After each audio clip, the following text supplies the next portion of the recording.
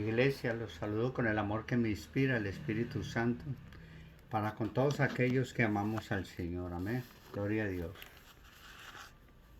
Mi nombre es el Pastor Elías de la Iglesia Fundamental Bautista Jesús es Contigo, Cartago Valle. Y vamos a orar para darle la gloria y la honra a Dios y mirar ese maravilloso mensaje, la visión. Porque mirando uno de los pasajes más impactantes de la palabra de Dios dice lo siguiente en Jeremías 33:3. Pero oremos, hermano. Señor, te damos gracias, te alabamos, te bendecimos, oh Dios. Maravilloso Rey, bondadoso Señor, milagroso Señor. Venimos delante de ti con un corazón contrito y humillado para darte la gloria y la honra, Señor. Porque solo tú eres digno de toda honra y de toda alabanza. Amén y amén. ¿Sí? La palabra de Dios en Jeremías 33 dice: clama a mí y yo te responderé y te enseñaré cosas grandes y ocultas que tú no conoces. Así es pues, Dios promete grandes cosas para su pueblo y todos deseamos grandes cosas del Señor. ¿Sí o no? ¿No es cierto? El requisito básico inicial para poder recibirlas es: clama a mí. Y clamar a Dios significa derramarse ante Él, pidiéndole con desesperación que obre con su poder. Por eso una cosa es orar y otra cosa es clamar. Cualquiera puede orar, pero no todos sabemos clamar. Para poder hacerlo es necesario tener una visión concreta y específica de lo que esperamos del Señor.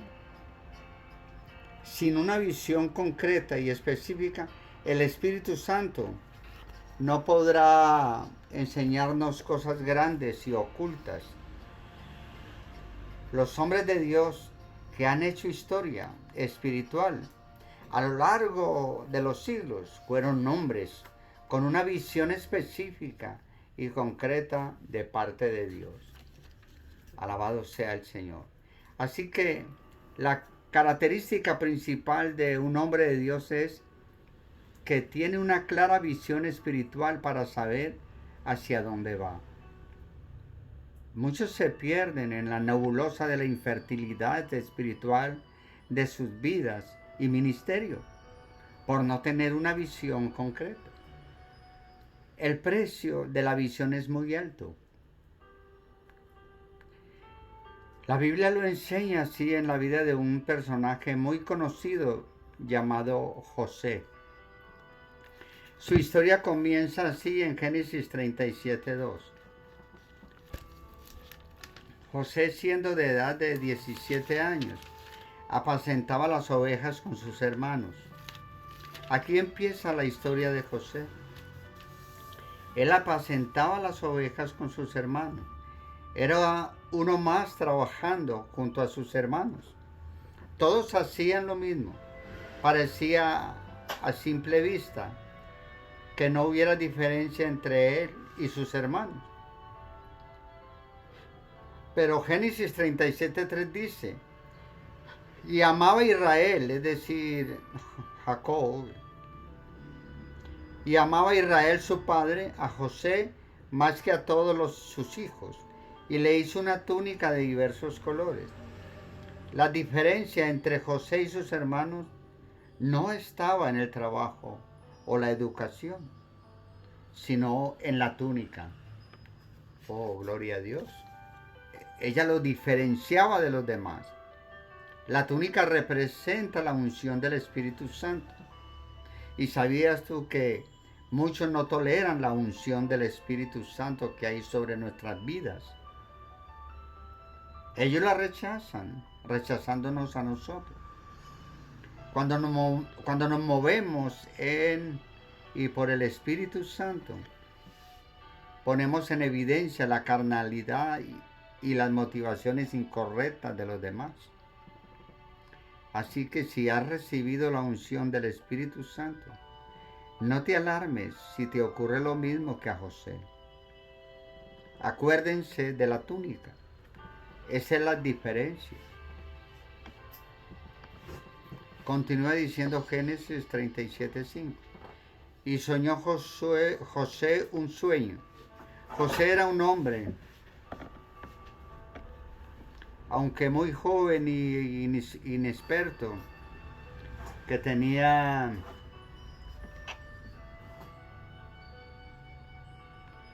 sueños de Dios. ¿Sabes cuáles son las cosas grandes y ocultas que el Señor ha preparado para tu vida? Hermosa pregunta. ¿Sueñas por fe cosas grandes para Dios? ¿Inviertes tiempo para pensar y planificar en el Espíritu lo que anhelas de Dios? Estas cosas no son, por cierto, para los inmaduros y carnales. Ellos, con su visión corta y terrenal, pueden malinterpretar lo que estoy diciendo. Las cosas son para aquellos que desean alcanzar madurez espiritual y están vacíos de toda carnalidad. Y sigue diciendo Génesis 37:5. Y lo contó a sus hermanos y ellos llegaron a aborrecerle más todavía. Cuando compartimos con los demás, nuestra visión espiritual es probable. Cuando compartimos con los demás, nuestra visión espiritual, es probable que algunos se rían o se mofen, diciéndonos, esto no es para ti, es para alguien más importante y conocido. Cuando te digan algo así, recuerda que a José se lo dijeron primero sus hermanos. Sé cauto y medido al compartir con otros la visión que Dios te ha dado, porque pueden llegar a odiarte y a menospreciar.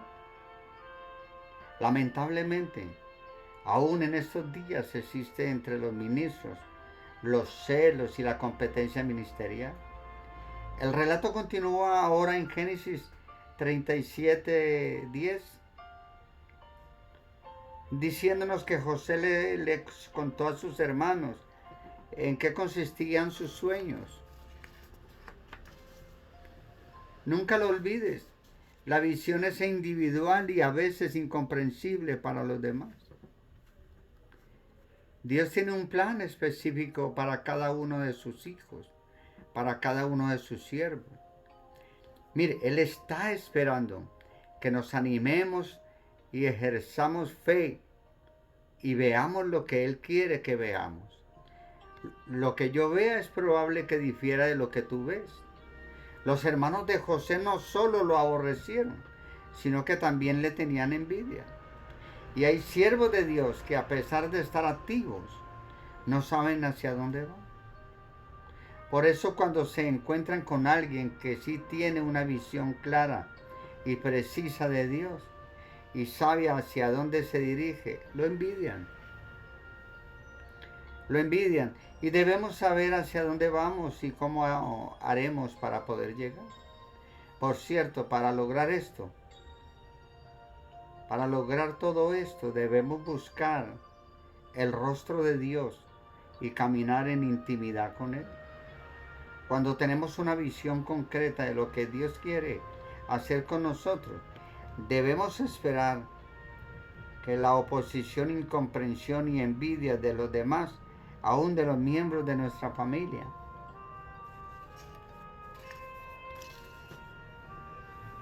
así continúa el pasaje diciendo que José fue en busca de sus hermanos. Cuando ellos lo vieron, presta atención a lo que dijeron. He aquí, ahí viene el soñador. Génesis 37:19.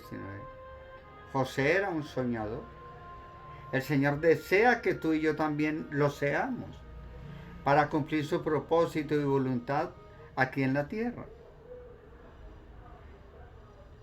El que no visualiza por fe hacia dónde quiere llegar, nunca lo logrará palpablemente.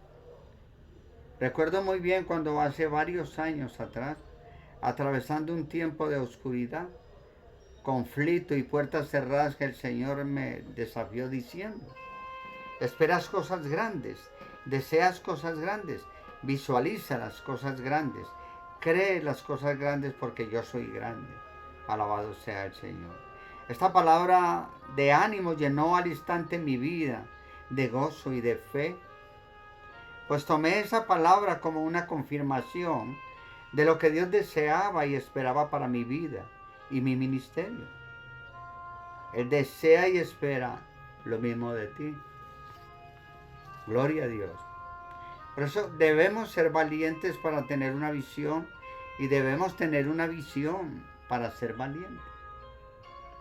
Porque la cobardía espiritual anda en derredor nuestro, intentando destruir y apagar el fuego de la visión. En Génesis 37, 20, 22, vuelve a confirmarse esta verdad. Así como los hermanos de José deseaban hacerlo, desaparecer, lo mismo puede sucedernos a nosotros. Un hombre espiritual es un verdadero problema para los hombres carnales. A José ser un soñador le costó muy caro. Y si tú deseas también ser contado entre los soñadores de Dios, puede ocurrirte lo mismo que a él. Toda visión debe ser probada según su medida. Si ella es pequeña, será probada pequeñamente. Y si ella es grande, será probada grandemente. ¿Cómo es tu visión? Así como cuando Dios dice, el que siembra escasamente, escasamente recibirá. Y el que siembra abundantemente, abundantemente recibirá. Ahora bien, ¿estás dispuesto a pagar el precio como José? Esta es la pregunta. ¿Estás dispuesto a pagar el precio como José? Porque si lo estás, continúa leyendo lo que viene y pídele a Dios, pide al Espíritu Santo entendimiento. En Génesis 37, 24 podemos ver que comienza una serie de descensos en la vida de José. Él tenía una visión muy grande, incomprensible para la mente carnal. Por eso sus hermanos lo echaron en la cisterna vacía. La cisterna representa el pozo de la duda. A veces cuando la visión parece no concentrarse, empezamos a decir, bueno, la visión era de mi carne o de Dios. Nuestra visión necesita ser probada, pulida y santificada antes de verla concretada. Nunca retrocedamos dejando de lado lo que el Señor nos ha mostrado en visión. Mantengámonos firmes en la fe, dejando de lado la duda. No nos quedemos a vivir en la cisterna, salgamos de ella, avanzando hacia el cumplimiento de la visión que Dios nos ha enseñado. En Génesis 37, 28 continúa diciendo que José fue vendido a los madianitas mercaderes por 20 piezas de plata. Esto lo llevaron como esclavo a Egipto. Y Egipto representa al mundo y sus deseos que nos atacan con sus razonamientos y opiniones. Por ejemplo, me voy a dedicar a otra cosa, la visión no es para mí. Si hubiera tenido otro ministerio más público sería diferente. Tengamos cuidado, hermanos. Tengamos cuidado con esos pensamientos carnales, porque ellos nos quieren esclavizar y llevarnos a Egipto otra vez, es decir, nos quieren volver a llevar al mundo. En Génesis 37, 36 dice que José fue vendido por los madianitas a Potifar, oficial del faraón. Como ves, la situación de este joven visionario cada vez se pone peor. ¿Y cuántas veces hemos dicho, Señor, tendría que ya estar haciendo lo que tú me has mostrado en vez de estar en la condición en que me encuentro? O tal vez pensando, se me fueron los años y nada ha pasado. Si en algún momento de tu travesía espiritual has dicho o pensado estas cosas, la respuesta la encontrará en Génesis 39:2. Dice que Jehová estaba con José y fue varón.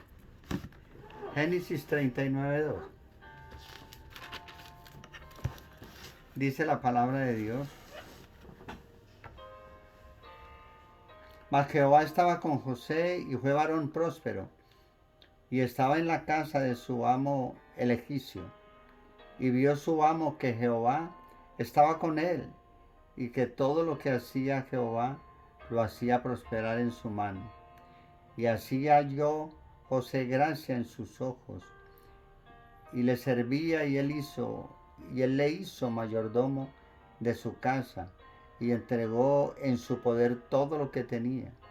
Y aconteció que desde cuando le dio el encargo de su casa y todo lo que tenía, Jehová bendijo la casa del egipcio a causa de José. Y la bendición de Jehová estaba sobre todo lo que tenía, así en casa como en el campo. Y dejó todo lo que tenía en mano de José, y con él no se preocupaba de cosa alguna, sino del pan que comía. Y era José de hermoso semblante y bella presencia. Gloria a Dios. Alabado sea el Señor. Por eso es que yo siempre les digo que hay que redirigirnos siempre al Evangelio. Ese mensaje sin el Evangelio no es posible, hermano. Por eso debemos de entender que en la cruz el Padre descargó la ira eterna sobre su Hijo para satisfacer su justicia eterna. Justicia e ira que uno mismo merece recibir en la condenación eterna. Entonces, cuando el Padre castiga y mata a su Hijo en lugar del pecador, de esta manera se cancela la justicia divina contra el hombre. Se retira la ira de Dios sobre el hombre. Así es pues que José caminaba con Dios. Para caminar nosotros con Dios, tenemos que darnos cuenta que la resurrección de su Hijo es la evidencia de que Jesús nunca pecó y Dios aceptó este sacrificio perfecto a favor del hombre pecador. Así es, hermanos. En conclusión de estas noticias, Dios manda a todo hombre dos condiciones, como vemos en Marcos capítulo 1, versículo 14-15. Dice Marcos 14-15, capítulo 1. Después de que Juan fue encarcelado, Jesús vino a Galilea predicando el evangelio del reino de Dios, diciendo: el tiempo se ha cumplido y el reino de Dios se ha acercado. Arrepentíos y creed en el evangelio. Eso fue lo que Cristo vino predicando y diciendo. Usted debe reconocer ante Dios sus pecados pasados y debe de abandonar sus pecados presentes. Estas son las dos partes del arrepentimiento, que es la primera condición. Segundo, usted debe reconocer ante Dios que la justicia divina que usted merece recibir por causa de sus injusticias le cayó un día al Señor Jesús en la cruz, y ahora usted debe de apropiarse de esa justicia por medio de la fe. Porque estas son las dos partes de la segunda condición. Entonces, cuando usted se arrepiente de sus pecados, primera condición, y pone su fe en la justicia caída en la cruz, segunda condición, entonces Dios lo declara totalmente perdonado, justo, totalmente reconciliado con Dios. Por lo tanto, ahora sí, el hombre puede entrar en la gloria de Dios. Alabado sea el Señor. Esa es la forma de nacer de nuevo, porque es necesario nacer de nuevo. El que no nace de nuevo no puede ver el reino de los cielos. Y si queremos ver el reino de los cielos, debemos de creer en este maravilloso evangelio que Dios nos enseña en esta noche. Gloria a Dios. Alabado sea el Señor. Oremos, hermanos. Señor, te damos gracias que nos enseñas siempre a confiar en ti, Señor, por medio de este maravilloso evangelio, Señor. Tenemos la oportunidad de arrepentirnos reconociendo que el justo pagó por los injustos, Padre Celestial, y que por tu justicia somos salvos. Te damos gracias, Señor. Ponemos todo en tus manos. En el nombre de Cristo oramos. Amén y amén. La paz del Señor sea con todos vosotros.